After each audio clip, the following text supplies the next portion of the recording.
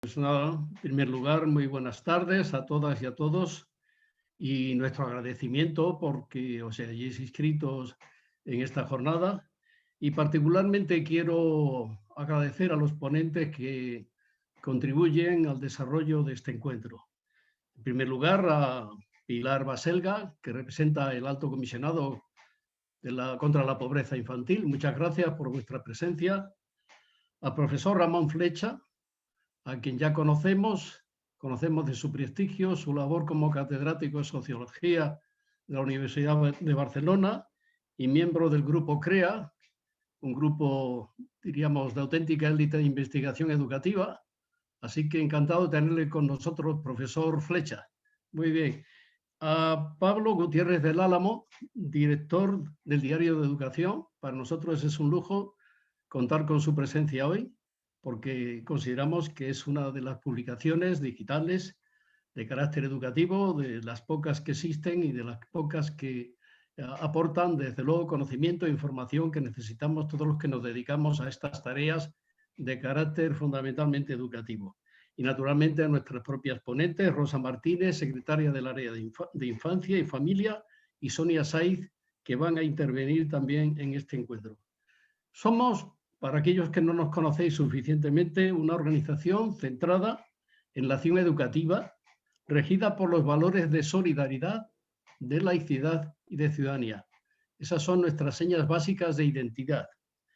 Tenemos una larga y fructífera tarea desarrollada, trayectoria en programas de intervención, de sensibilización y de investigación educativa sobre ámbitos de la juventud, educación para la salud, formación y orientación ocupacional, inmigración e interculturalidad, acción socioeducativa de apoyo en las escuelas públicas, cooperación internacional, educación para el desarrollo, voluntariado, educación en valores para una ciudadanía democrática y, finalmente, lo digo al final, pero no lo menos importante, posiblemente es, diríamos, el ámbito de intervención más potente que tiene la Liga de la Educación, el área de familia e infancia.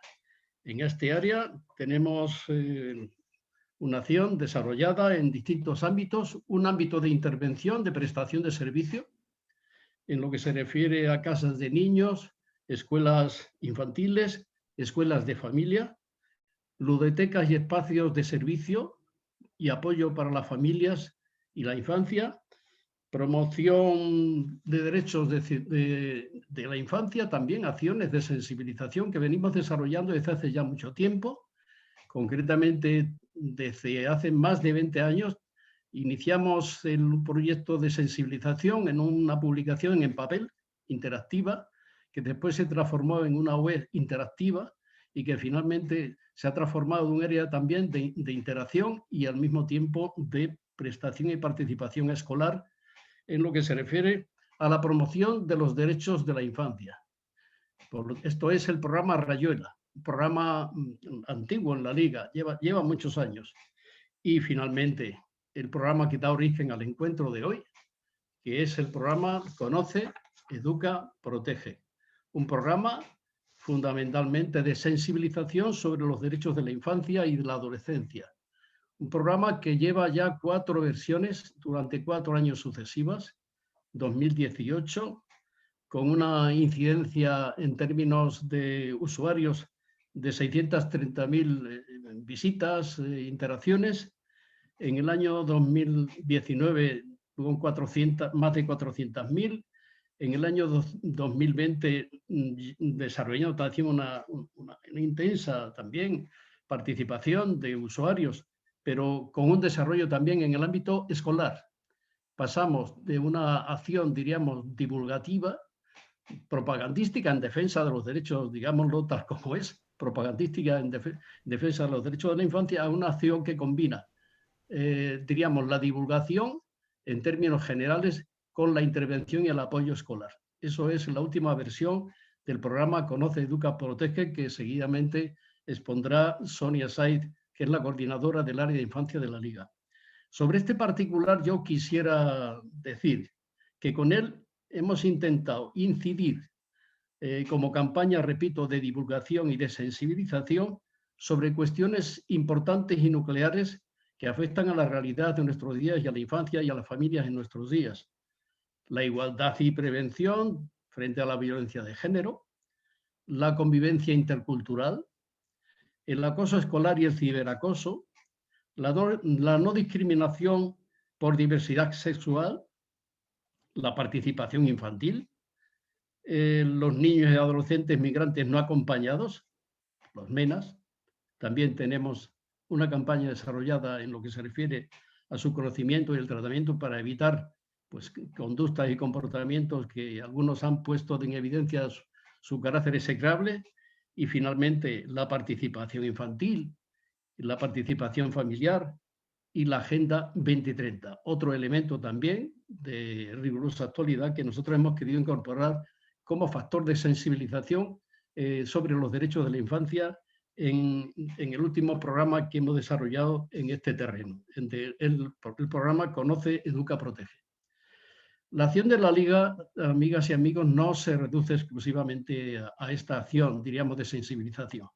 También tratamos de hacer lo que algunos llaman incidencia política.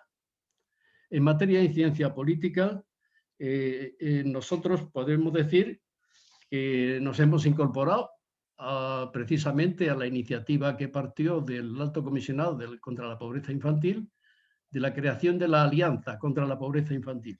Nosotros somos miembros activos y partícipes en esa alianza y por lo tanto estamos comprometidos en todo lo que significa esa alianza.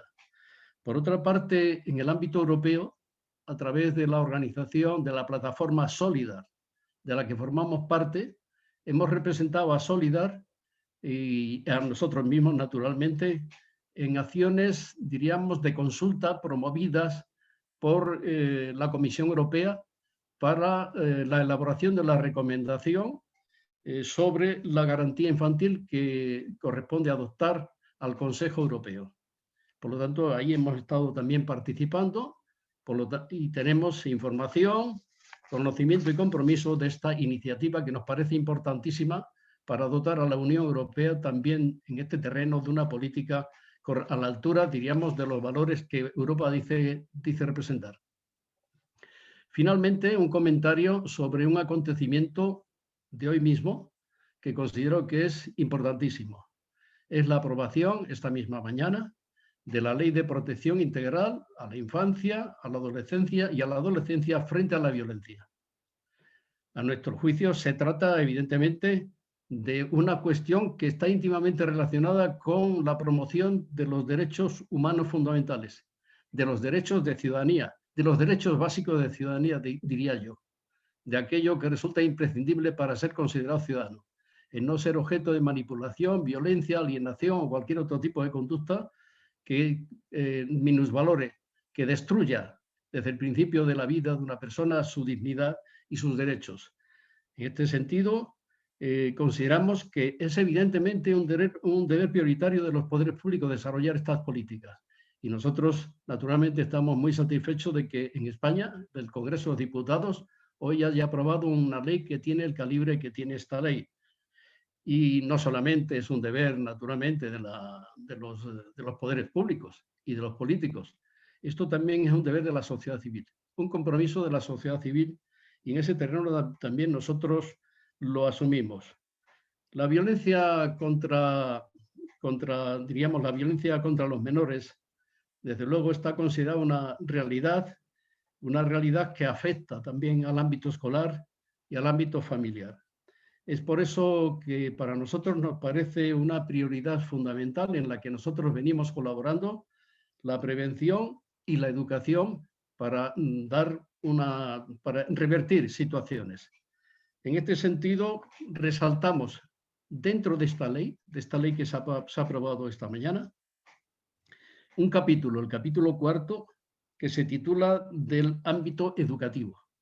Esto es importante, porque ahí se contienen una serie de compromisos transferidos ya al ámbito, diríamos, vinculante de lo que debe significar una legislación.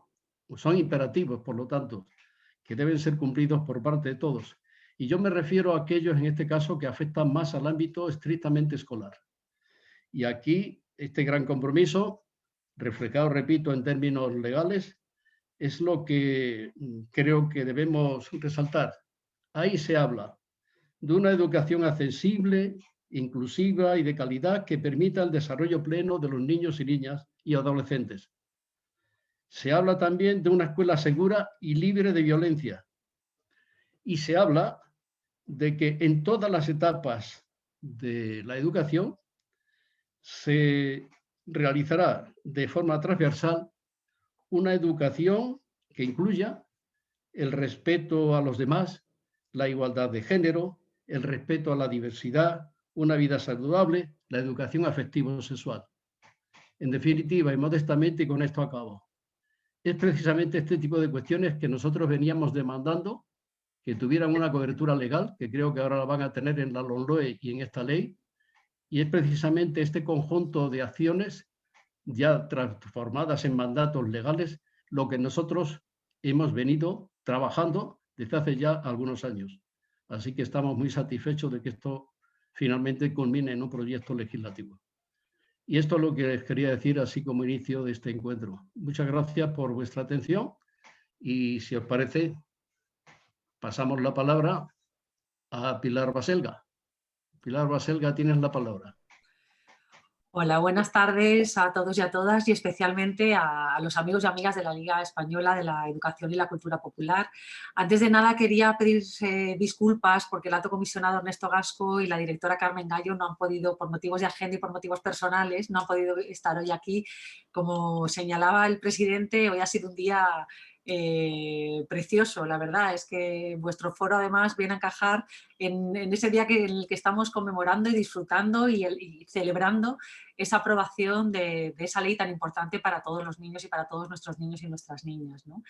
Se han sucedido diversos actos, pero bueno, lo que sí que me ha pedido expresamente es que os dé la enhorabuena a todos los que hacéis posible el proyecto Conoce, Educa y Protege, porque este proyecto enlaza perfectamente con algunos de los intereses y objetivos que el Alto Comisionado para la Lucha contra la Pobreza Infantil le han sido encomendados: potenciar el desarrollo de la infancia en vulnerabilidad social, velar por el cumplimiento de sus derechos y promover que España sea un país que proporcione las mismas oportunidades de futuro a todos los niños, niñas y adolescentes, sin importar las condiciones de su nacimiento. Para lograr esto es imprescindible educar en la solidaridad, en la igualdad y en la empatía, que es precisamente lo que perseguís desde el programa Conoce, Educa, Protege. Promover una convivencia inclusiva y amable para todos los niños y niñas. Esta es una de las principales preocupaciones del Alto Comisionado, porque la lucha contra la pobreza infantil y una educación inclusiva y de calidad son elementos indisociables. Cuanto menos inclusivo es el sistema educativo, más difícil es contrarrestar la desigualdad que la pobreza infantil genera. Es por esto que entre las principales líneas estratégicas del Alto Comisionado se encuentra la de promover la equidad educativa desde la primera infancia. En esta tarea, las organizaciones del tercer sector de acción social sois nuestros aliados naturales, trabajando dentro y fuera de los centros educativos para que niños y niñas conozcan, disfruten y ejerciten sus derechos, para que participen activamente, crezcan en espacios igualitarios, libres de discriminación, de acoso y de violencia. Por eso es imprescindible generar las condiciones necesarias para que nuestra infancia pueda disfrutar de una educación inclusiva desde la educación infantil. Es en esta etapa donde se inician las brechas educativas por razones socioeconómicas que a futuro se traducen en peores resultados, mayor abandono educativo y menor adquisición de competencias adecuadas a demandas del mercado laboral. Una educación inclusiva no puede ser solo a tiempo parcial y, por lo tanto, va mucho más allá de la escuela.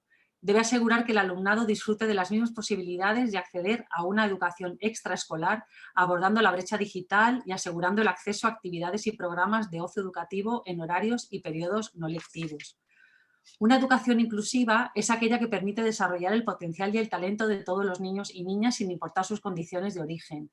Es aquella que identifica y responde a la diversidad de necesidades del alumnado tanto dentro como fuera del centro educativo y se propone superar todo tipo de exclusión y discriminación. Para que esto se produzca, debe ser gratuita, equitativa y de calidad, sufragando todos los costes asociados a la educación, sobre todo para aquellas familias en situación de mayor vulnerabilidad. Mejorar la equidad de nuestro sistema educativo sin renunciar a la calidad del mismo es uno de nuestros principales retos de futuro. La desventaja educativa, que como he señalado se concentra desproporcionadamente entre los y las estudiantes con menores recursos, no afecta solo a quienes menos tienen, afecta a nuestra sociedad en su conjunto. Sin igualdad de oportunidades estamos desperdiciando el talento de una parte importante de la población y, por tanto, estamos renunciando a enriquecernos como sociedad en el sentido más amplio del término. Muchísimas gracias. Solo quería desearos y desearnos una fructífera tarde de debate, de discusión y de acercamiento a la realidad que a todos nos preocupa. Muchas gracias.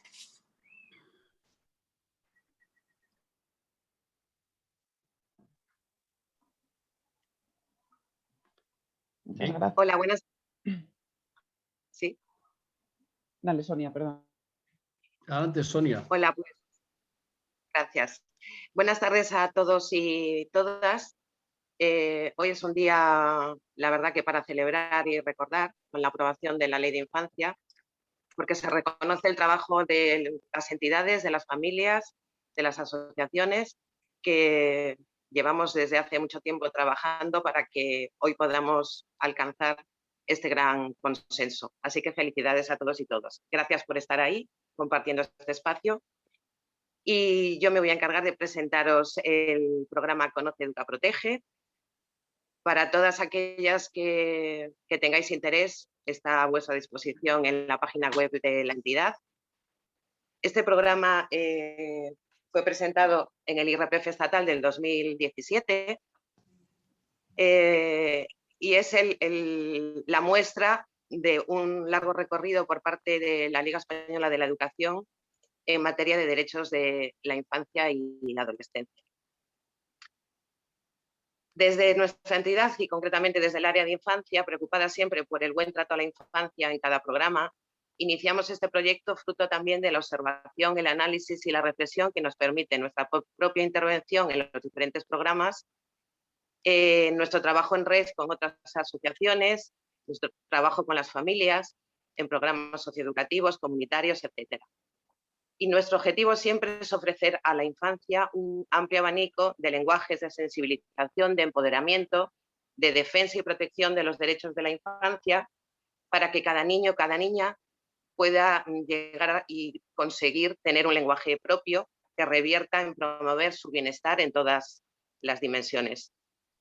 Y especialmente en aquellos que viven en contextos de una alta vulnerabilidad social. En el 2017, el Conoce, Educa, Protege centró la mirada en la escuela y para ver cómo incidir y mejorar la convivencia escolar abordamos 4 contenidos que nos parecían de gran calado: igualdad y prevención de la violencia de género, convivencia intercultural, acoso escolar y ciberbullying, y los derechos de la infancia, porque en nuestra amplia trayectoria seguimos observando que hay un gran desconocimiento de lo que son los derechos de la infancia.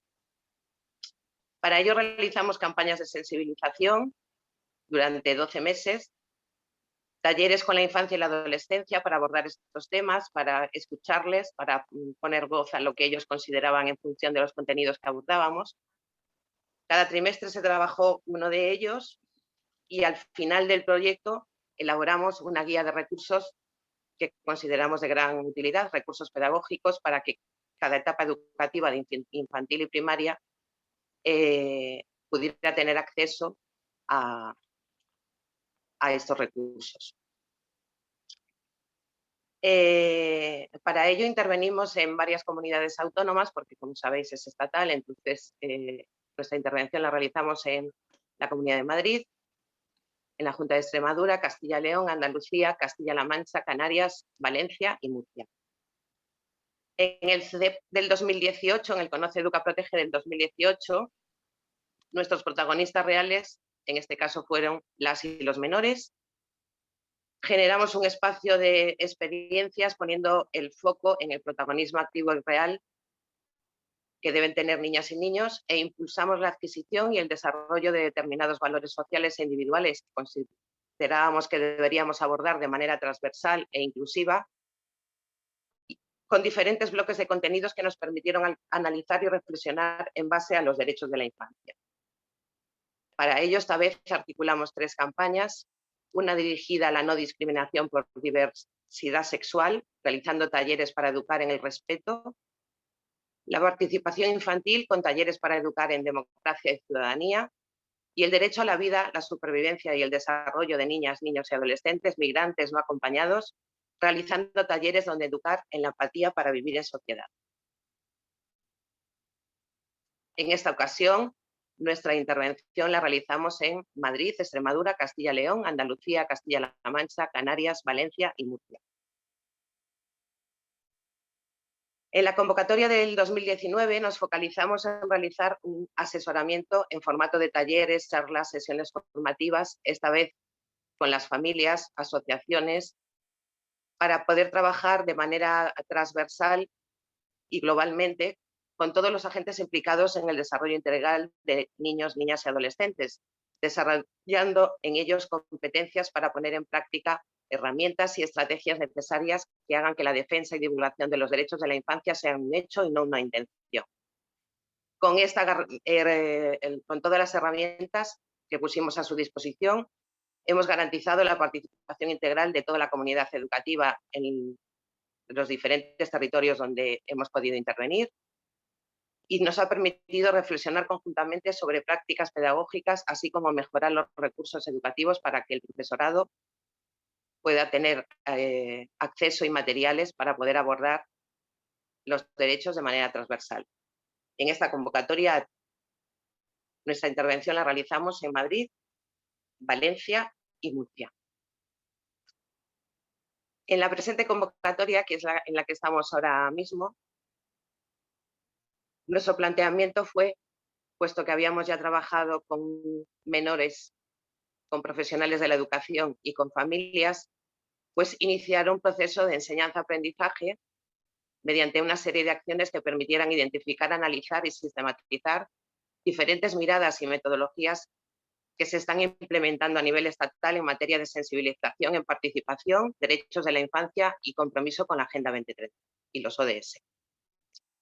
Todo ello con el objeto de extraer información útil que plasmaremos en la elaboración de una guía colaborativa que aporte nuevas claves para que las comunidades educativas trabajen la sensibilización en esta materia, tanto a nivel formal como no formal. Esta comunidad de prácticas está dirigida fundamentalmente a docentes, profesionales de la educación, personal voluntario del ámbito socioeducativo, y en ellas abordamos la participación infantil y adolescente para fortalecer el tejido asociativo y el fomento de la participación social tanto en el marco de la educación formal como no formal. El conjunto de este proceso de comunidad de prácticas la realizamos en sesiones online, que estamos ahora mismo en ello, promoviendo y dinamizando procesos de participación social y ciudadana con una amplia proyección e incidencia. El contenido de los diferentes bloques de formación, donde se abordan diferentes formas de diagnóstico de las realidades de niños, niñas y adolescentes, los procesos de participación infantil en nuestros entornos, los diferentes itinerarios de educación para la participación, etc.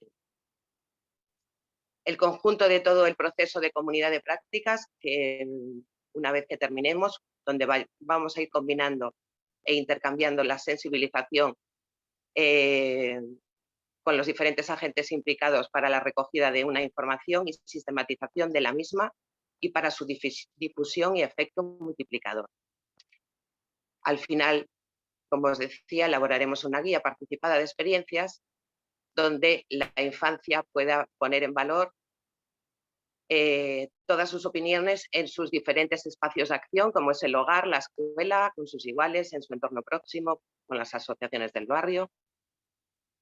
Y esto es un poco, muy brevemente, el recorrido que ha hecho el Conoce, Educa, Protege hasta este momento.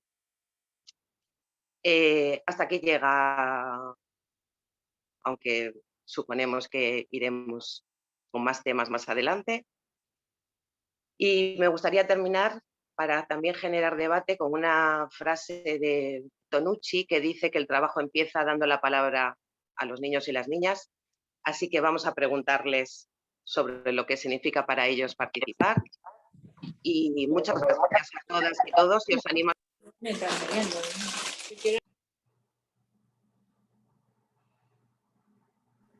Sonia, se te cortó el audio, perdón. Es que está silenciada. ¿Me escucháis? Sí. Pues nada, como ya estaba en el final, quiero terminar con una frase de Tonucci que dice que el trabajo empieza dando la palabra a los niños y las niñas, así que vamos a preguntarles sobre lo que significa para ellos participar. Muchas gracias, os animo a seguir trabajando por los derechos de la infancia y seguro que ahora nos espera un gran debate lleno de grandes pensadoras y pensadores.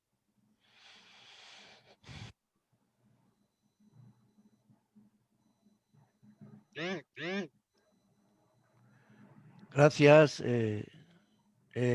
Alejandra, empiezo yo ya directamente. Muchas gracias, Sonia. Sonia nos ha un recorrido intenso pero a fondo sobre lo que ha significado este programa para la Liga Española de Educación durante estos 3 años en los que hemos elaborado una serie de documentación, etcétera, etcétera, y hemos trabajado en el tema. Ahora vamos a entrar en una mesa de debate con las limitaciones que supone el tiempo, efectivamente, porque la verdad es que podríamos estar muchísimas horas hablando sobre esto, pero no es en el momento ni la ocasión a lo mejor, pero sí para despertarnos algunas inquietudes o dejarnos algunas preguntas que nos ayuden a trabajar en el futuro desde nuestra organización. La mesa de debate va a estar dividida en 3 bloques, en las que yo haré, en cada uno de los bloques lanzaré una pregunta que cada uno de los participantes podrán contestar con mayor o menor amplitud según su campo de trabajo y su especialización, y tendremos un poco en cuenta lo que ha gastado en cada bloque para poder compensárselo en el otro si es que no ha gastado el tiempo. Así, yo he hecho un cálculo por encima y en teoría, si todos fuéramos muy rigurosos, tendríais cada uno de los participantes 3 minutos, 4 minutos para contestar cada una de las preguntas, pero si alguien gasta 2, pues se les acumularemos. No seremos como en el Congreso de los Diputados, que se lo cortaban inmediatamente al participante, ¿no?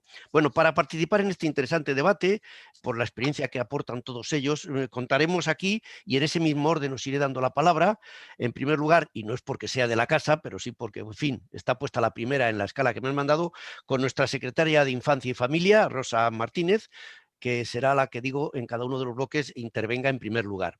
Contamos también con una importante representación de la organización por todos conocida Save the Children, en este caso a través de Rodrigo Hernández Primo, que es el director de Save the Children en Valencia. Entiendo, no sé si en la Comunidad Valenciana o solo en la provincia de Valencia, la Comunidad Valenciana. La Comunidad Valenciana, sí. Como ha dicho antes también Vitorino Mayoral, contamos, les ha mencionado él también, pero contamos con el profesor Ramón Flecha. El maestro le llamaría yo. A mí me gusta más la palabra maestro para definir a personas que tienen experiencia en un campo. El maestro y catedrático Ramón Flecha, que es catedrático de Sociología de la Universidad de Barcelona, que nos aportará su visión sobre estos problemas. Y por último, y en último lugar, pero no en importancia, sino porque están colocados así en orden, con Pablo Gutiérrez del Amo, director del Diario de la Educación. Muchas gracias de nuevo a todos ellos por su colaboración desinteresada y por su pronta respuesta a nuestra petición. Y paso ya a entrar en el primer bloque. Está claro que la capacidad autónoma de la infancia para descubrir, aprender a través de la interacción con su entorno es clarísima, pero también es clara su vulnerabilidad innata que conlleva una necesidad de protección. Cuanto más jóvenes son, más todavía, pero no porque la edad suba no hay que dejar de proteger. Se debe favorecer, por tanto, la autonomía e independencia de la infancia, confiando siempre en su capacidad para experimentar, descubrir y ser protagonistas de su propio aprendizaje. Pero a la vez debemos de tener en cuenta las condiciones del entorno a través de un acompañamiento, afecto y el apoyo siempre permanente. Es decir, la infancia requiere autonomía, independencia, pero también protección.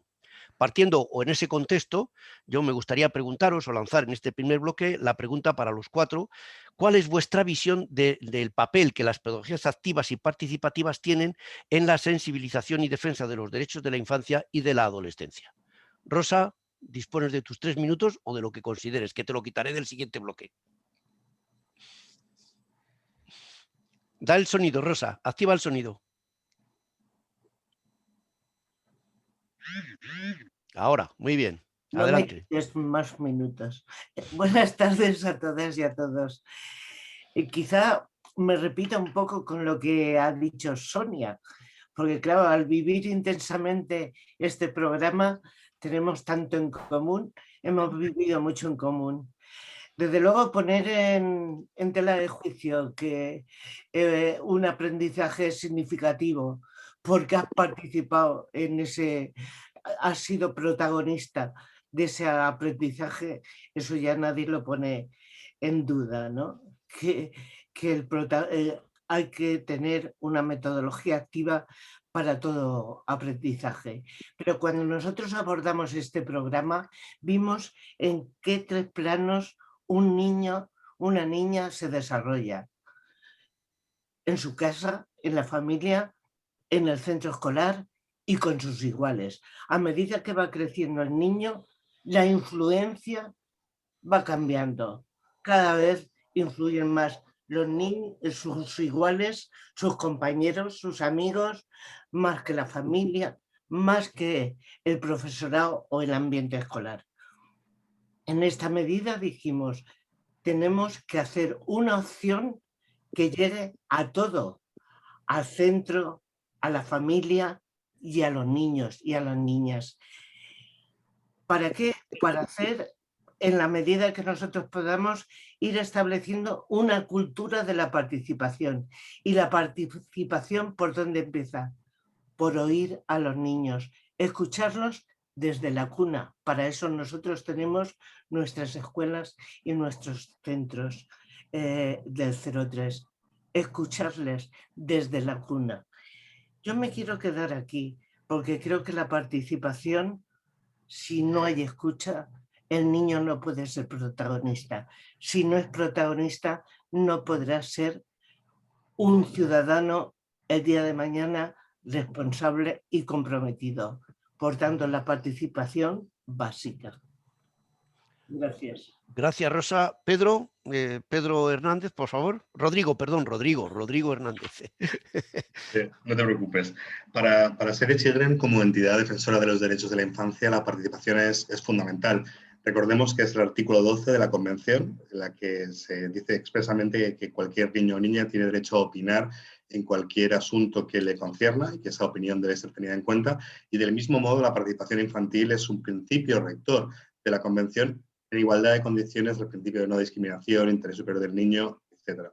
Por lo tanto, más allá de la utilidad de la herramienta, es un derecho propio de los niños y niñas que nosotros como trabajadores, como profesionales, como sociedad en general, tenemos que fomentar y respetar. A partir de ahí, nosotros en nuestro trabajo diario, con miles de niños en situación de pobreza aquí en la Comunidad Valenciana y en el resto de España, hemos comprobado cómo se convierte en una magnífica herramienta para dos cosas, para la educación, para el aprendizaje, para la asimilación de contenidos, de una forma en la que los niños pueden participar, pueden, mediante asambleas, elegir cómo quieren aprender, cómo quieren estudiar, cómo quieren interiorizar esos conocimientos y también en sus propias relaciones entre ellos. Es decir, la resolución pacífica de conflictos se puede hacer desde el adultocentrismo, podemos decir a los niños lo que está bien y lo que está mal, y eso tiene un límite. Cuando son los niños los que establecen sus propias normas, hemos comprobado cómo se respetan muchísimo más estas normas y cómo educando a participar, los niños se sienten muchísimo más integrados. Un ejemplo claro es todos cuando éramos pequeños, yo por lo menos, decidíamos entre los niños, y esto es un ejemplo, niñas, si ese día había portero regateador o si jugando a fútbol ese día se podía fuera o salir fuera, la pelota era fuera o no. Y estas normas que los propios niños se imponían a ellos mismos eran de obligado cumplimiento y las respetaban de una manera mucho más fuerte que si los adultos las imponíamos. Por lo tanto, en la autorregulación de los niños, en la autonomía de los niños, en la asimilación de contenidos, en la asimilación de actitudes, la participación infantil se convierte en una herramienta fundamental, sobre todo en aquellos contextos de vulnerabilidad, donde un aprendizaje más clásico, de repetición de contenidos o de memorización, hemos visto que está abocado al fracaso. Y aquí me quedo para tener tiempo en las siguientes, si os parece bien. Muchísimas gracias, muchísimas gracias. Veo que vais acumulando tiempo para otros momentos. Pues a continuación tiene la palabra el maestro Ramón Flecha. Adelante, Ramón. Buenas tardes, muchas gracias por esta invitación. Me siento muy bien dentro de estas 3 palabras que reúnen vuestro programa, Conoce, Educa y Protege. Y para esta primera pregunta enfatizo protege. La participación, el protagonismo de las niñas y niños, como ha dicho Rosa, Rodrigo, etcétera, es fundamental en todos los campos, pero es fundamental también para resolver sus problemas concretos. Ahora en el último estudio, que ahora el gobierno vasco está en proceso de publicación, sale que un 19% de niñas y niños en el periodo de primaria y de la secundaria obligatoria sufren bullying. Solo los niños y niñas lo saben, solo saben los detalles ellos y ellas. Nosotros y nosotras no llegamos a esas víctimas que se producen en colonias, en los patios, en las aulas. Ellos y ellas tienen que tener el protagonismo en la resolución de esos problemas, como decía Rodrigo, elaborando las normas, pero también asegurando su cumplimiento. Eso es lo que significa transformar todas las relaciones entre los niños y niñas en up standards, en que todos los niños y niñas como fuente ovejuna, todas y todos a una, reaccionen ante cualquier atisbo de bullying de cualquier tipo que se produzca. Siempre al principio hay unas cuantas niñas y niños que son las y los valientes y se forman clubs de valientes en muchos sitios. Así como la adultez no identificamos a las víctimas porque tienen miedo a decirlo, sí que identificamos a esos pocos o pocas valientes que al principio son quienes hacen de escudo y quienes protegen a las víctimas directamente. Nuestra labor es proteger a esas y esos valientes para que todos y todas acaben siendo valientes. Y para eso, por suerte, se están haciendo ya legislaciones. En Cataluña ya se ha aprobado legislativamente la condena de la violencia de segundo orden, de la violencia al desprestigio que se hace de quienes apoyan a las víctimas directas del bullying, del acoso sexual, etc. Hay varias autonomías más que ya está en discusión en el Parlamento: Asturias, Cantabria, Valencia, País Vasco, y se va a extender absolutamente por todo el mundo. Es protegiendo a esos y esas que protegen como tiene que ser nuestra labor, y por supuesto denunciar a todo el mundo que colabore en el desprestigio de las personas que apoyan a las víctimas. Gracias, Ramón. Te quedan minutos también para acumular para otra casi, para más adelante. Tiene la palabra por último en este primer bloque Pablo Gutiérrez del Álamo, director del Diario de la Educación. Adelante, Pablo. Hola, buenas tardes. Como me sumo al agradecimiento de Ramón por haber pensado que yo podría hacer alguna aportación que no se vaya a hacer por el resto de participantes. Me quiero centrar un poco en lo más estricto de la pregunta, ¿no? Que cómo las pedagogías activas y participativas ayudan en la sensibilización de los derechos de la infancia. Estaba pensando en la respuesta a esta pregunta y en el peso, en la necesidad de que la infancia pueda participar en su proceso educativo, pueda colaborar entre sí para aumentar su propio conocimiento y pueda aprender de sus iguales, ¿no? Y aquí me tengo que remitir a las propuestas del CREA, ¿no? Y de Ramón Flecha y de comunidades de aprendizaje, porque me parecen, si no las más, bueno, sí, digamos que las más relevantes en este sentido, ¿no? Actividades como el aprendizaje, los grupos dialógicos y demás, cómo impactan este reconocimiento del otro, ¿no? Este reconocimiento de los derechos del otro, que se elabora a través de compartir conocimiento, de compartir experiencia, y cómo esto lleva también al respeto de esas mismas diferencias, ¿no? A mí me parece que ahí está parte importante de cómo estas pedagogías ayudan en la sensibilización de los derechos de la infancia. También, y aquí volviendo a comunidades de aprendizaje y a otras acciones o proyectos educativos como puedan ser aprendizaje-servicio, cómo la interacción con personas adultas o de personas adultas con la infancia creo que también ayuda a que esas personas adultas comprendan y asuman los derechos de esa misma infancia, ¿no? Esa capacidad de conocimiento que tiene la infancia, ese ser personas, no ser, ¿cómo decirlo, no? La infancia, supongo o creo que la sociedad adulta la vemos como un proyecto, un proceso y nos cuesta entenderla como que la infancia es sujeta o sujeto de derecho en sí misma, ¿no? No es no es propedéutica, no estamos esperando a que sean todos adultos o no deberíamos estar esperando. Yo creo que ese tipo de pedagogías también nos enseñan a los adultos a respetar a la infancia como personas sujetas de derechos que debemos escuchar y que debemos respetar. No me puedo extender mucho más porque el resto de participantes, y aquí me temo que voy a pinchar todo el rato, me van a comer la tostada. Así que me guardo los minutos que me sobren para intentar aumentar después. Muchas gracias, Pablo, muchas gracias. Muy bien, vamos muy bien de tiempo. Pasamos entonces al segundo bloque y me viene muy bien cómo ha terminado Pablo y algo que han dicho algunos más, sobre todo Rodrigo, cuando el Comité de los Derechos del Niño considera que las opiniones de los y las menores, su identidad, la preservación, etcétera, tienen que ser escuchados ellos en esos momentos. Por lo tanto, una pedagogía que no sea activa y que no sea participativa tiene muy poco sentido.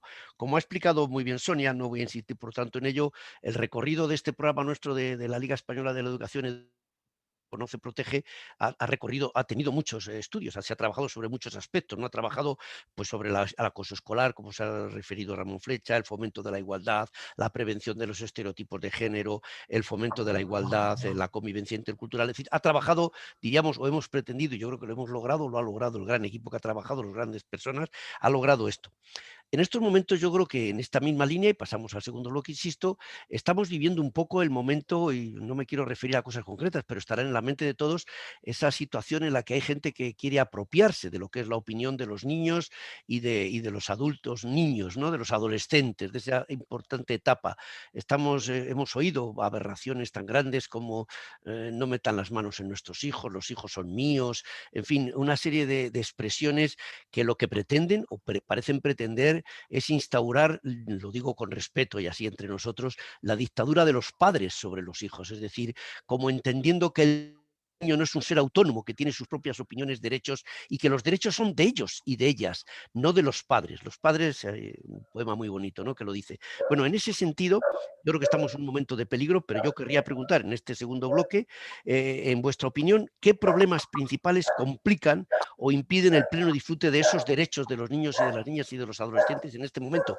Y yo creo que, y lo digo por última vez ya porque se ha repetido, es muy importante también que a lo mejor deis un poco vuestra opinión sobre esa ley recién aprobada esta misma mañana en el Congreso de Diputados, si va a ayudar a que esos problemas se enfoquen mejor o se resuelvan de mejor manera. Por lo tanto, Rosa, en esa línea tienes la palabra. Yo creo que cuando hablamos de complicaciones para que se cumplan los derechos de la infancia, no queda más remedio que recordar cuáles fueron las observaciones finales del Comité de los Derechos de la Infancia de la ONU, porque son muy importantes y nos dan un poco la luz de qué es lo que tenemos que trabajar, donde nuestro país estamos todavía con un déficit tremendo para asegurar los derechos de la infancia. Y lo primero que nos dice es la escasa inversión que se hace en infancia. Y esto es que, bueno, en presupuesto no se puede ver qué invertimos en infancia porque están, como dicen en mi pueblo, desperdigados en salud, en educación, no se sabe, te quitan los pediatras, no sabes qué queda en salud, en ocio, no sabemos qué inversión tenemos. Lo que sí sabemos es que la inversión europea, la media, no la cumplimos nosotros en España. Si no hay una inversión adecuada, eso es causa de la desigualdad, influye en la pobreza infantil, influye en la discriminación. Y esto es muy importante, la inversión. Nos daba un pequeño cachete el comité cuando hablaba del elevado número de niños y niñas en abandono escolar. Esto es que es muy importante para la hora de la sociedad y para el futuro de estos niños, que esto se corresponde mucho con pobreza. ¿Quiénes abandonan? hoy esta mañana, cuando estábamos allí en el Congreso escuchando el debate final para la aprobación de la ley, cuando se tocaba el tema del abandono escolar, los que estábamos en la misma sala decían, es que el chaval que pierde una beca, aunque ahora con 2 asignaturas suspensas puedan seguir, al año que viene ya no te la dan. Ese niño abandona, porque es que a lo mejor no ha podido acabar el curso bien porque se ha tenido que ir a vendimiar, a recolectar, porque su familia lo necesita. Entonces, el abandono escolar es muy importante y está en unos grados muy elevados en nuestro país. Y esto es para vernos qué pasa con las ratios, vernos qué pasa con los apoyos.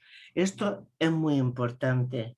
Otra cosa que nos decían era, y esto está muy ahora en nuestra retina, es lo que está pasando en Ceuta, en lo que ha pasado en La Cañada, en lo que ha pasado, pues, en lo que vemos las imágenes de los niños que vienen, no solo los niños pobres que vienen de otros sitios, de otros países.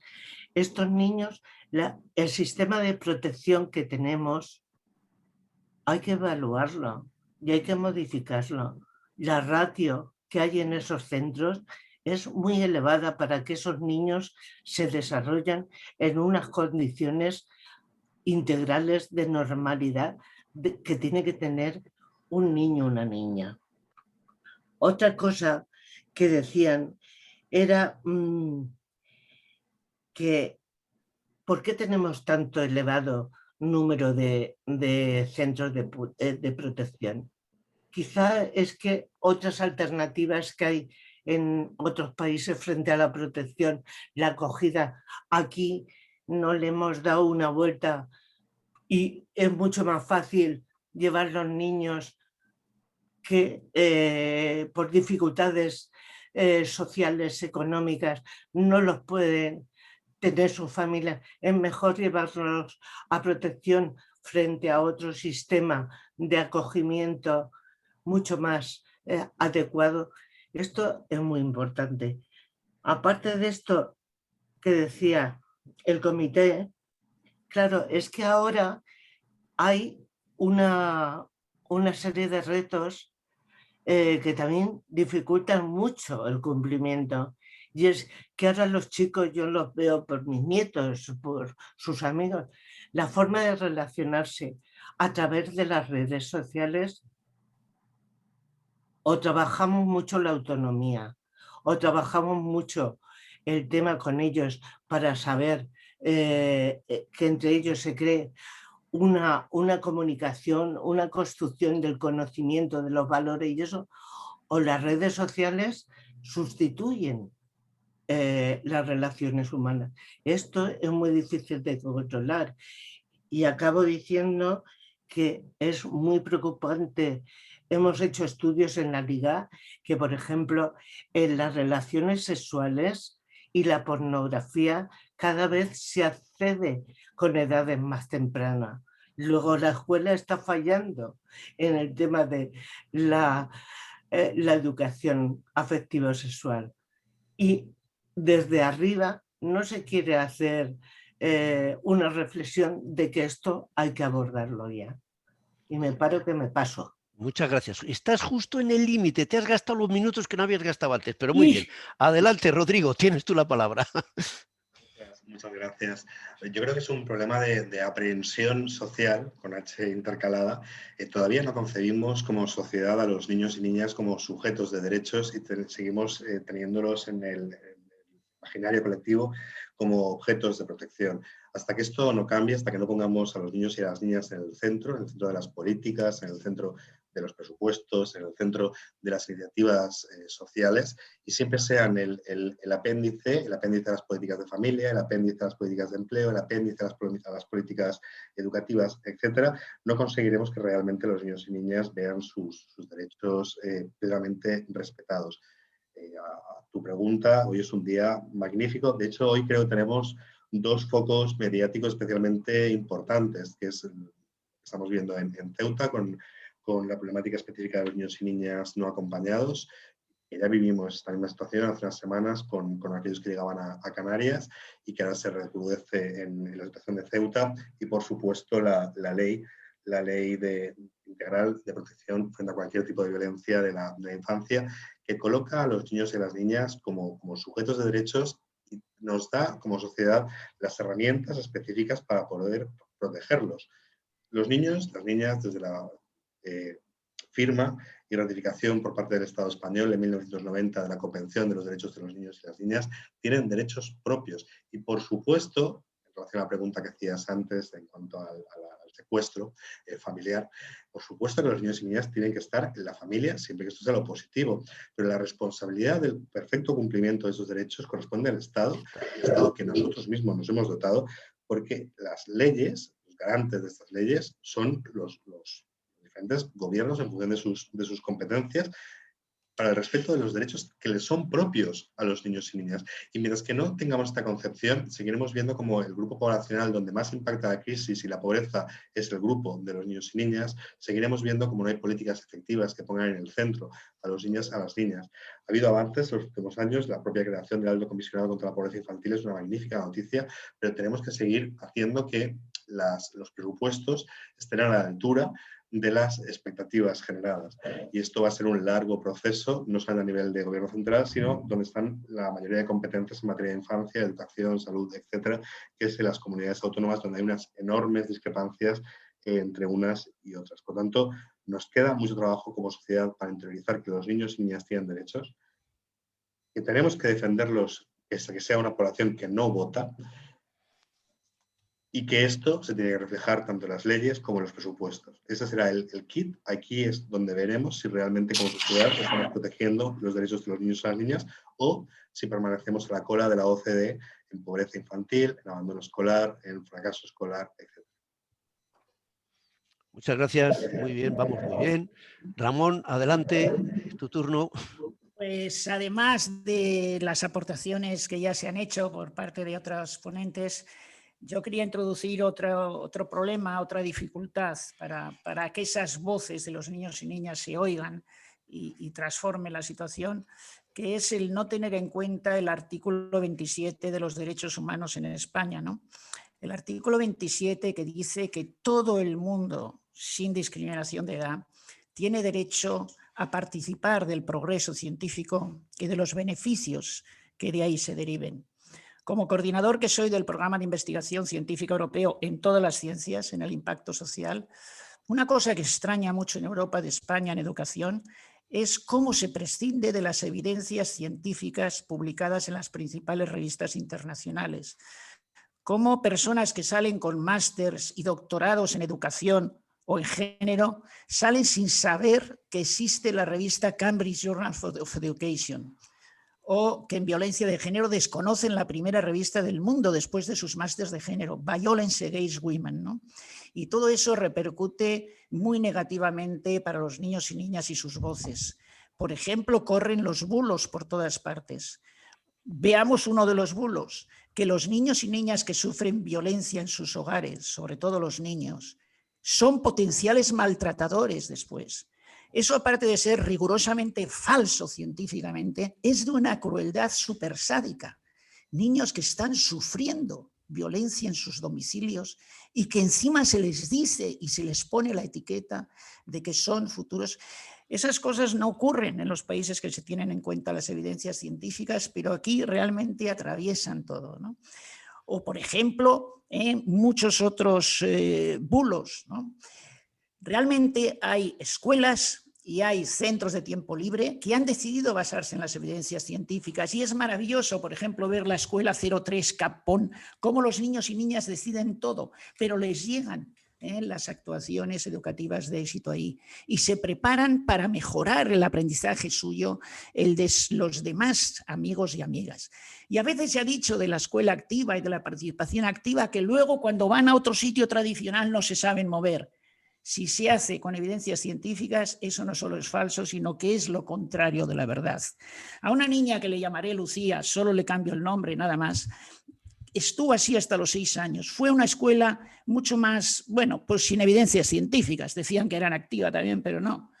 Y con 6 años, como estaba acostumbrada a ser valiente, se encuentra que otra niña, a la que llamaré Marta, solo le cambio el nombre, que es síndrome de Down. El año anterior, con 5 años, el padre y la madre han invitado a todos los niños y niñas del aula a su fiesta de cumpleaños y no ha ido nadie porque está marginada. Rápidamente Lucía lo identifica y ya en noviembre, cuando vuelven a convocar a todos los niños y niñas, Lucía dice a su madre, contesta que yo voy a ir, y lo dice por toda la clase. Y ese mismo primer año fueron 13 niños y niñas. Así es como se consigue que los niños y niñas participen, que sean protagonistas, pero tenemos que basarnos en esas evidencias científicas. Se dice, con la pandemia y el confinamiento, los pobres niños han quedado aislados. Si no se ha hecho bien, sí. En España hay escuelas, por ejemplo, en Valencia varias, se ha publicado un artículo científico en una de las mejores revistas, que han tenido conectados a los niños y niñas,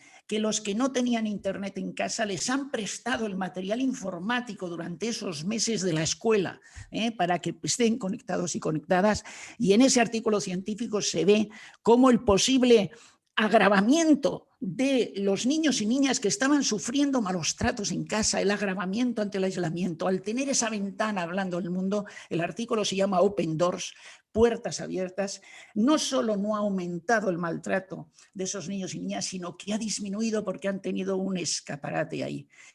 Es algo que es realmente, que escandaliza la falta de conocimiento y de aplicación de las cosas y actuaciones que están demostradas científicamente que dan los mejores resultados, que están publicadas por la Comisión Europea para que se hagan en todas partes. Esa es, en mi opinión, una dificultad enorme y que en España es, en mi opinión, la que más dificulta la participación y la transformación de la educación por parte de los propios niños y niñas.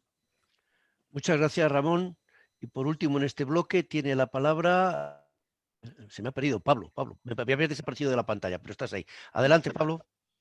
Me lo estáis poniendo cada vez más y más y más complicado. Es el problema, efectivamente. Casi no va a quedar para el tercer bloque, porque lo estáis rematando mucho ya. Pero vamos, yo me quería centrar en algunas cosas que ya se han apuntado. Me obsesiona un poco el tema del adultocentrismo y del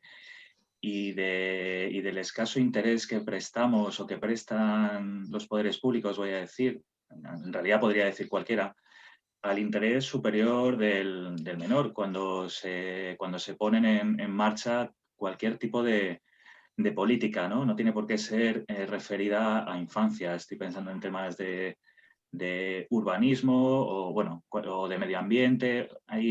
Cualquier política debería pasar por esa lupa, ¿no? Por esa lente para mirar cómo afecta cada decisión que se toma a los intereses de la infancia.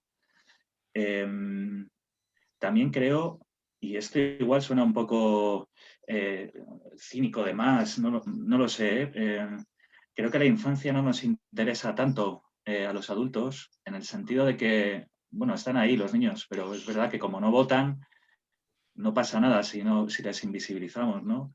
También somos una sociedad que no sé si está con un pie en el clasismo y otro en el racismo, ¿no? De manera que somos capaces de mirar a menores que vienen de otros países, que vienen sin un adulto que les acompañe o que les cuide, y somos capaces de atacarlos, ¿no? De ponerles una sigla que es MENA, y a partir de ahí los despersonalizamos hasta niveles sangrantes, como hemos visto meses y meses atrás con ataques a centros de acogida, por ejemplo, en Madrid, o lo que estamos viendo en Ceuta, y esto ya es una política estatal de nuestro gobierno actual y de su política de devolución en caliente, da igual de quién, ¿no? Ahí ya me paso los derechos humanos, no solo de las personas adultas, sino de los menores, los obvio en un ejercicio de cinismo que es bochornoso y vergonzante, ¿no?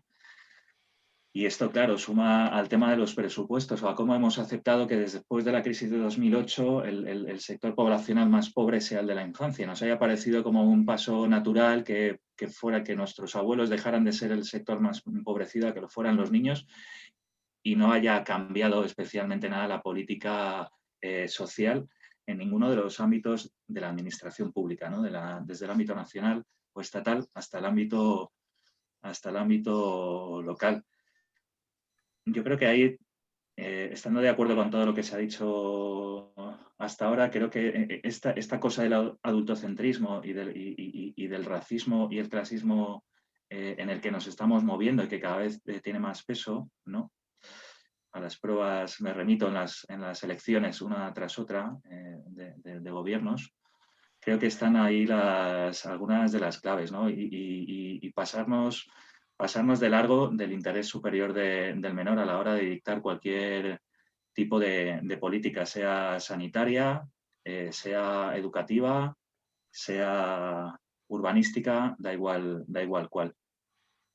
Y luego con un ejercicio de cinismo de algunas administraciones públicas, creo que también, y aquí seguramente sean más del ámbito local, cuando se declaran, no sé si ciudades amigas de la infancia o de la infancia y se crean asambleas o consejos de infancia cuyas decisiones, más allá de hacerse la foto una vez al año y de decir hemos estado con los niños y les hemos escuchado, luego no da la sensación de que no revierten, no llegan a políticas reales, o sea, estando de acuerdo en lo que comentaba Ramón, ¿no? de proyectos que durante este confinamiento y de esfuerzos que han hecho muchos centros educativos para poder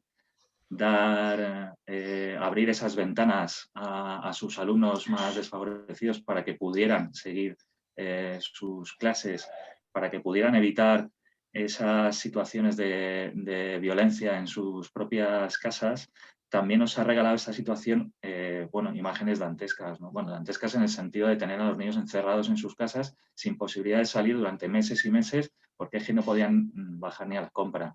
O los parques infantiles precintados hasta hace muy, muy poco tiempo, como si, bueno, no sé, como si los niños y las niñas fueran gente peligrosa, agentes mortales y que no tuvieran derecho ni siquiera a tirarse por un columpio. Es un poco... No voy a insistir más, ¿eh? Igual ya me estoy comiendo el tiempo y además me pongo muy oscuro cuando hablo de estas cosas. Muchas gracias, Pablo, muchas gracias. No, yo creo que hay que ponerse lo justo de oscuro para captar la realidad, ¿no? Has dicho una cosa, a pesar de que ya no te quedaba, que habían dicho muchos los demás, que me parece muy importante, aunque se ha sido mencionado más, ¿no? Y es que la infancia está como ausente de las políticas generales, es decir, se hacen políticas en general y luego como que no nos acordamos de ellos. Me parece que tú lo que has mencionado, el urbanismo, ¿no? Nadie piensa en los niños cuando se hace un parque, nadie piensa en los niños. Al final se pone ahí un pequeño parque infantil, pero no, lo que es el urbanismo de una ciudad no se recoge, no se acuerda uno de los niños, quizá porque no votan, piensan en las asociaciones de vecinos, en los del barrio, en los no sé qué, en los minubar y tal, pero los niños están ahí como aparcados. Bueno, se han dicho ya muchas cosas y el tercer bloque me viene muy bien porque así os va a permitir que os vayáis un poco más por las ramas y sea esto más ágil, ¿no? Yo le voy a hacer el tercer bloque, pero como habéis dicho muchas cosas ya de las que le contienen, pues os voy a dar más libertad para que os explayéis, ¿no? Pero sí que me gustaría aquí insistir en lo que yo había pensado, ¿no? Están incrementando, lo habéis dicho, las desigualdades sociales y económicas, se está profundizando en la brecha digital, el acceso a la vivienda digna cada vez es más difícil con lo que eso repercute en los niños, se incrementa la pobreza infantil, hay efectos negativos del confinamiento y de la pandemia, como habéis mencionado. Es verdad que hay cosas positivas como la aprobación de la ley o la creación del comité, ¿no?, contra la pobreza infantil, pero pueden ser estas son los nuevos retos que tenemos delante, estos que he mencionado yo. ¿Hay otros? ¿Qué tendremos que tener presente para adelantarnos y que no tengamos que lamentar después las cosas? Es decir, hay cosas en las que tendríamos que empezar a preocuparnos, además de las que ya nos estamos preocupando con... Así que ahí tenéis un reto para ver si sois capaces de hacer algo de prospectiva en este aspecto. Adelante, Rosa. Pues yo no sé si vamos a ser capaces. Pero yo quiero seguir con lo que decía Pablo, que lo ha mencionado bastante, bueno, y también Rodrigo y Ramón. Yo creo que el reto para salir de esto es Y nosotros a la hora de abordar el programa de Conoce, Educa y Protege dijimos, aquí hay que ir por el interés superior del menor, porque si en las políticas, en cada una de las políticas públicas, no está presente el interés superior del menor, vamos para atrás. Porque no hay, las políticas no van como estancos, no van separadas. La salud, el ocio, la educación, todo está encardinado. Y entonces, o está presente cada una de las políticas en qué afecta a los niños y a las niñas, o difícilmente se va a tener presente que los niños y las niñas se van a desarrollar de una forma integral, difícilmente. Entonces, esto es, mira, el nieto de este niño va a tener un futuro mejor. Hay que ser positivo. Yo creo que esto es como un gran principio que tienen los derechos de la infancia, el interés superior del menor, y yo creo que el comisionado de la pobreza, muy importante, si no se le da una importancia frente a los otros ministerios, lo tienen difícil, porque no tienen presupuesto. Entonces, o cuando Hacienda se plantea hacer los presupuestos, cuando Sanidad se plantea hacer su política sanitaria, educación, etcétera, etcétera, no está el comisionado de la pobreza de los niños. Hay presente, difícilmente van a tener presente el desarrollo para que los niños puedan estar en esta sociedad más humanamente pues mejor. Y otra cosa que quería decir es que yo creo que que también lo hemos dicho varios, todos yo creo, estas imágenes de Ceuta, de Canarias, de los que tenemos aquí, la Cañada y eso, necesitamos impulsar, y ya desde la plataforma de infancia se está dando ahí machacando, un derecho internacional del niño. Hay que abordar la problemática infantil de una forma internacional, no país a país, porque nos podemos encontrar con nacionalismos, así entre comillas, excluyentes. Estos son mis niños, esos no son mis niños. Estos me quitan las becas, estos me quitan el comedor. Y yo creo que si todos los niños somos de todo, aquello que decía Tonucci, ¿no? De que los niños los educamos en la tribu, somos la tribu, los que tenemos que educar a los niños, la tribu global. El derecho internacional yo creo que va a ser un proceso largo, pero recordar que la ley de violencia empezamos en el 2009 a empezar a poner las primeras piedras, o sea, son procesos largos, pero necesarios para avanzar. Y acabo con una cosa. Yo creo que también las organizaciones, los movimientos de renovación, todos aquellos que estamos trabajando para y por los niños y con los niños, necesitamos hacer un esfuerzo para pensar a ver cómo trabajamos de una forma más colaborativa. Esto que estamos haciendo, parece que me habéis pagado para hacer propaganda de la Liga, pero no soy de la Liga. La última fase del Conoce, Educa y Protege, que es ponernos en común los centros, para poner en común las experiencias que tenemos para ayudar a construir una formación más recogiendo todas las experiencias. Yo creo que esto a nivel de organizaciones, a nivel de movimientos pedagógicos, todo eso es necesario. de empezar a poner en común toda la construcción que vamos haciendo de experiencias y de conocimiento. Muchas gracias, Rosa. Tiene la palabra Rodrigo. Poco también ahí en lo que quieras decir, no sé. Pone el micrófono, por favor, Rodrigo, el micrófono. El micrófono. Activa el micro. Perdón. Gracias, gracias. Decía que me va a costar mantenerme equidistante entre una posición apocalíptica y una integrada, como decía Humberto Eco, porque es verdad que la situación es muy complicada, es verdad que la pobreza afecta sobre todo a la infancia, es verdad que una de cada dos agresiones sexuales tiene como protagonista a un niño o una niña, especialmente a una niña, es verdad que una de las poblaciones más vulnerables son los menores extranjeros que llegan a nuestro país sin acompañamiento familiar, y esto es una realidad a la que todavía a nivel social se está haciendo poco caso. Es verdad, como decía Pablo, que cuando pensamos en urbanismo, en cómo planteamos nuestras ciudades, tenemos muy poco en cuenta a los niños o las niñas y el futuro de estos niños y estas niñas. Sin ir más lejos, durante la pandemia yo veía una cosa muy curiosa, que estaban los parques de los niños todos precintados y al lado el de hacer ejercicio de las personas mayores todos abiertos, cuando las personas mayores eran población de mucho más riesgo, con lo cual no tenía demasiado sentido, al menos médico, este cierre. Pero eso sería parte apocalíptica. También debemos reconocer que ha habido cambios. Los cambios en materia de legislación, en materia de percepción social son lentos y más o menos vamos viendo frutos, como decía Ramón. Antes tenemos evidencia científica de lo que no funciona y de lo que no funciona. Es decir, tenemos las herramientas para poder hacerlo bien.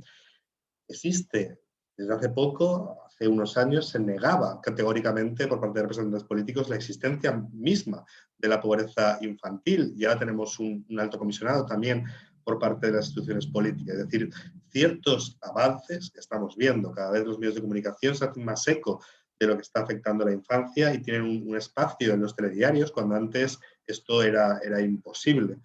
Por lo tanto, si somos capaces de coger esta oportunidad, de avanzar en esta senda y tenemos paciencia para no abandonar, porque esto es muy largo, muy cansado, yo creo que poco a poco y de manera dialéctica iremos viendo cambios que nunca serán suficientes, que nunca estaremos satisfechos, pero que poco a poco irán haciendo que los derechos de los niños y niñas sean una realidad. Porque nos corresponde a nosotros, como sociedad, darle a los niños y a las niñas y que ellos lo tomen los derechos que les son propios. Muchas gracias. Ramón, adelante. Pues yo soy enormemente optimista, integrado en el sentido de Eco. Y como dice Rodrigo, sabemos lo que hay que hacer para salir de la pobreza infantil. Y además también sabemos, y es una evidencia científica muy clara, que la educación es la única oportunidad para la mayoría de niños y niñas pobres de salir de esa pobreza. Y también sabemos qué tipo de educación, que es la que ha dicho Pilar Baselga, la inclusión. ¿Y qué es la inclusión? No son palabras huecas, discursos. La inclusión es reconocer que todos los niños y niñas nacen con la misma sangre y con el derecho a los mismos resultados educativos. Y eso hay, por ejemplo, escuelas que lo están haciendo, que están logrando en las zonas más pobres de España o en favelas no pacificadas de Río de Janeiro, etcétera, están logrando los mismos resultados en inglés, en matemáticas, en convivencia, que los centros más de élite de sus propias ciudades. Se sabe la vacuna que cura esa pobreza. Se sabe, está publicada, está totalmente reconocida. Ya solo nos queda hacerlo. Ya solo nos queda ver qué hacen esas escuelas, ya más de 9.000 por el mundo, que logran esos resultados para hacerlo en todas las demás escuelas. Y esto se va a hacer. Esto es el próximo futuro. Va a ser obligatorio que todas las escuelas, por ejemplo, que estén con niños y niñas pobres, hagan las actuaciones que les permitan salir de esa pobreza, porque se conocen y hay otras escuelas que las están haciendo. Ya Ania Ballesteros, 10 años, de una escuela del nivel socioeconómico más bajo de España, que tenía unos resultados horribles antes de aplicar las evidencias científicas, alumbró el Parlamento Europeo, alucinó al Parlamento Europeo explicándoles la diferencia entre la Odisea y la Eneida y cómo lo debatían entre los demás niños y niñas. Eso se puede hacer en todas partes. Hubo quien dijo, claro, han traído una niña brillante y se vio que todos los niños y niñas de esa escuela pues eran ya brillantes desde el más bajo nivel socioeconómico. Hay bulos terribles, hay gente que dice que los resultados dependen del nivel socioeconómico, pero qué barbaridad, ¿pero de qué se saca eso? ¿Se puede hacer? Es posible, solo hay que hacerlo. Ahora estamos haciendo entrevistas, porque de eso de Ania Ballesteros fue hace, ese sí que es nombre real, fue ya hace 10 años. Y estos meses pasados estábamos haciendo entrevistas y Ania nos decía, no, yo estoy haciendo egiptología y aquel niño gitano que te ayudaba, ese está haciendo maestro. Y aquel otro senegalés que perdió 8 años, ese está haciendo ingeniería. Eso se puede lograr en todas partes. Sabemos cómo hay que hacerlo. Solo queda que lo hagamos de una vez y que exijamos, por supuesto que haya recursos, pero los recursos mal utilizados son perjudiciales. O sea, además de recursos, se necesita que esos recursos se utilicen en que esos niños y niñas salgan ya de una vez de la pobreza.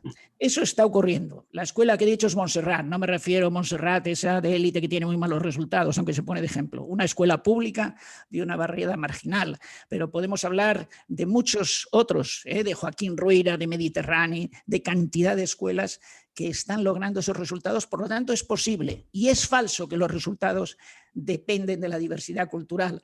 Yo ayer discutía en clase de teoría sociológica de segundo grado de sociología sobre el caso de Ceuta y tengo 2 bereberes marroquíes, 3 árabes marroquíes, una convivencia extraordinaria y una muy brillante en la que saca mejores notas, le pregunto, y resulta que sí, que venía de una comunidad de aprendizaje también, que estuvo en la primaria.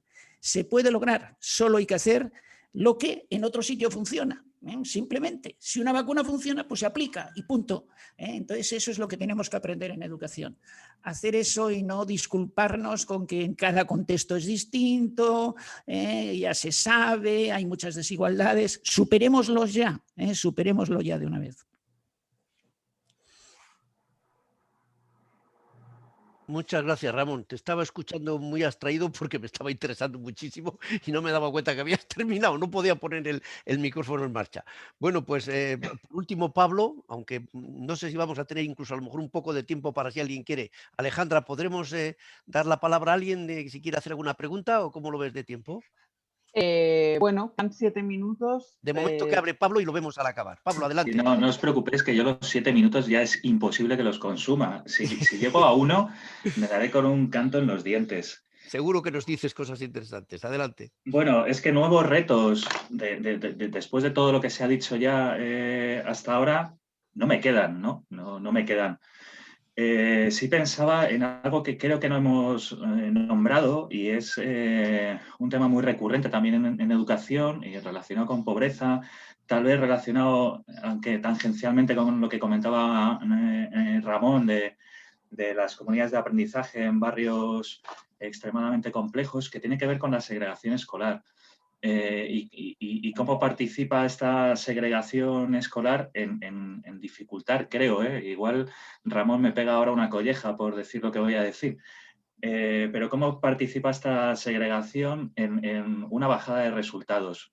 Quiero decir, los niños pobres, los niños con más dificultades, los vamos apartando de a pocos o de a muchos, o rápido, más rápido en unos sitios que en otros, y vamos haciendo centros gueto para que se queden allí lejos y no nos molesten demasiado porque, joder, los pobres, que son un problema, los pobres, los gitanos, los marroquíes, los senegaleses, ¿no? No queremos a esa gente cerca de nosotros. Las escuelas que tienen que asumir o que asumen ese reto lo hacen en unas condiciones, pues como todo el mundo sabe en este foro, bastante complicadas, ¿no? Sin una formación, entiendo, de su profesorado lo suficientemente específica como para coger ese reto, ¿no? y hacer lo que decía Ramón, ¿no? Hay evidencia, pongámosla en funcionamiento. También esa segregación que va por barrios, no solo es que las escuelas vayan asumiendo unas tal, es que los ricos van donde los ricos, viven con los ricos, los pobres viven con los pobres. Ya sé que esto no hay una causalidad directa, no es reflejo exacto, ¿no? en los colegios, pero ahí está también, ¿no? Y para mí es uno de los grandes grandes retos. Y aquí voy a tirar también de la experiencia de Ramón, perdóname Ramón, porque igual hablo de más en tu nombre. Y en el trabajo que se hace en comunidades de aprendizaje, a mí siempre me pareció muy potente este trabajo de mezclar niveles, ¿no? Mezclar niveles de aprendizaje, niveles socioeconómicos, mezclar, y cuanto más mezcla, mejor. Una de las bases teóricas y prácticas de comunidades de aprendizaje que es realmente incontestable, ¿no? Y que choca diametralmente con una concepción muy habitual en los centros educativos, que es hay que separar a los chavales por niveles porque es que los tontos no se llevan bien con los listos y van tirando hacia abajo unos de otros, ¿no? La evidencia, no solo recogida por comunidades de aprendizaje, sino en muchas otras ocasiones, dice que es lo contrario. Cuanta más diversidad, cuanta más mezcla, cuanto más diálogo entre diferentes, más se tira hacia arriba. Los que más saben más, los que menos saben también. Llegarán tal vez a niveles diferentes, pero si ponemos el listón arriba, todos podrán llegar hasta ahí. De manera que la segregación se ha convertido en uno de los peores problemas de la educación, creo yo, de la educación hoy por hoy. El que esa mezcla no sea posible porque todo el mundo pertenece al mismo grupo social, con el mismo nivel cultural en las familias o con las mismas dificultades de apoyo, ¿no? Y aquí lo dejo porque ya he consumido 4 minutos. Me estaban dando ganas de pedir que alguien nos organice una charla solo para esto último que habéis tocado, ¿no? Ha introducido el dedo en la llaga Ramón Flecha, luego has seguido tú y habéis seguido varios, pero bueno, no tenemos tiempo para todo ni podemos llegar a todo. Estaba abstraído totalmente. 40 años maestro, hasta que me he jubilado, y bueno, estaba como rejuveneciendo, ¿no? Me parece que le pasa un poco como a Rosa, ¿no? Que esto nos rejuvenece continuamente, ¿no? Llevamos tiempo pidiendo que el currículum hay que modificarlo, que los sistemas hay que modificarlos, que hay que tirar las paredes de las escuelas y derribar los muros, que así no se puede seguir trabajando, que la inclusión debería de ser obligatoria, no para dentro de 10 años como ha establecido la LOMLOE, sino ya rápidamente, en fin. Habéis planteado tantas cosas que darían cada una de ellas para una sesión completa. Yo voy a terminar y dejo en manos de quien dirige la charla el deciros muchísimas gracias de verdad. Yo creo que todos los días aquí con estas cosas aprendemos a pesar del tiempo que llevemos trabajando y agradeceros de nuevo vuestra participación y nada, y daros las gracias sobre todo por lo fácil que me habéis hecho la moderación. Habéis llevado perfectamente los tiempos aprovechando hasta el máximo lo que teníais. Muchísimas gracias por vuestra participación y por vuestra colaboración conmigo como moderador. Alejandra, dinos lo que tenemos, que eres la que mandas. Pues bueno, muchísimas gracias, ha sido súper interesante, así lo están diciendo en el chat por si os queréis pasar, porque son todo elogios a la conversación que habéis tenido. Y bueno, pues yo creo que nos hemos quedado sin tiempo, porque son justo menos 2 minutos, entonces vamos, lo hemos hilado perfecto. Entonces, en ese sentido, no sé si Victorino quieres decir unas palabras de despedida. Bueno, sí, se me ha hecho corto el encuentro. Yo creo que podríamos seguir, pero en fin, vamos a ser disciplinados y ponemos... A mí también me ha sabido a poco, Victorino, me ha sabido a poco. Me pareció muy corto. En fin, lo cual dice mucho, ¿no? De vuestra participación, de los ponentes, de las intervenciones que habéis tenido. Yo creo que hemos enriquecido mucho el trabajo que venimos desarrollando en la Liga de Educación, en este programa y en otros, porque todo tiene repercusión en todo lo que hacemos. Así que en este sentido, pues solamente valorar algunas de las cosas que habéis dicho. Bueno, de Pilar Baselga, pues muchas gracias por tu participación y desde luego el reto de la pobreza infantil. Sí, a mí en fin, no sé cómo me pondría de nervioso si me nombraran alto comisionado para luchar contra la pobreza infantil. En fin, yo creo que es una labor larga, dilatada, compleja, donde en definitiva lo que os deseamos es el mayor de los éxitos. En realidad yo los sustanciaría de la siguiente manera. Pues claro, este es un problema que tiene implicaciones pedagógicas, legales, pero yo creo que tiene una implicación social de primer orden. Es decir, esto es también entender que hay que hacer una política social para garantizar el principio ese sacrosanto de la igualdad real de oportunidades. Y eso naturalmente requiere muchos recursos, mucha pedagogía y aplicación concreta de las leyes, de todas las leyes que tenemos aprobadas. A Ramón Flecha le he escuchado el término este, no es la primera vez que se lo escucho, lo del rigor científico. Y cuando hablemos, que tengamos datos, que tengamos garantía de lo que decimos, de verdad merece la pena, de verdad debe ser tenido en cuenta. Y es verdad que en el mundo educativo, como en todos los mundos, actuamos sobre una base de bastantes tópicos. Los tópicos que, bueno, de todas maneras, a mí lo que me admira también es el posicionamiento de Ramón en relación a esa posibilidad de tener el mismo rendimiento escolar en una escuela de ricos, digamos, por simplificar, que en una escuela de pobres. Posiblemente algo de eso hay. Hay una cuestión que me está llamando muchísimo la atención. No sé si está estudiada, Ramón, pero me gustaría que alguien la estuviera estudiando. ¿Qué coño está pasando en los centros educativos donde se produce una incorporación de un 80 o un 90% de migrantes procedentes de multitud de nacionalidades y de orígenes social? El origen social puede ser casi el mismo, pero donde en definitiva los educadores consiguen sacar los cursos, la tarea escolar hacia adelante. ¿Qué está pasando ahí, Ramón? Algún día nos lo tendrás que contar tú. Posiblemente lo que tú estás diciendo, la tesis que mantiene, es una cuestión también de si hay recursos suficientes para abordar. Los centros que están logrando eso con 95% al principio de inmigrantes pobres tienen los mismos recursos que los que están llevando al abandono escolar a esos niños y niñas. Tiene que ver con lo que ha explicado Pablo de las formas. Hoy no me da tiempo. Si queréis otro día estaré encantado, Pues de verdad. Nos gustaría escucharte sobre esa cuestión. Y Pablo Gutiérrez, muchas gracias. Esa preocupación por lo que está pasando, por la actualidad, en fin, ahí se nota que el periodista que también eres, lo que está pasando en Ceuta, es decir, las enseñanzas que se están obteniendo en Ceuta, la diversidad diríamos, de cosas que estamos viendo ahí. No vamos a entrar en el tema porque naturalmente es un momento muy difícil y complicado. Y en definitiva, yo creo que Rosa Martínez, Sonia Saiz, yo creo que habéis puesto sobre la mesa el fruto, la pasión y las conclusiones y las aportaciones de un trabajo que venimos desarrollando ya en este programa en 4 años. Este es el 4º año que hacemos el mismo programa. Bueno, tiene ya variables importantes.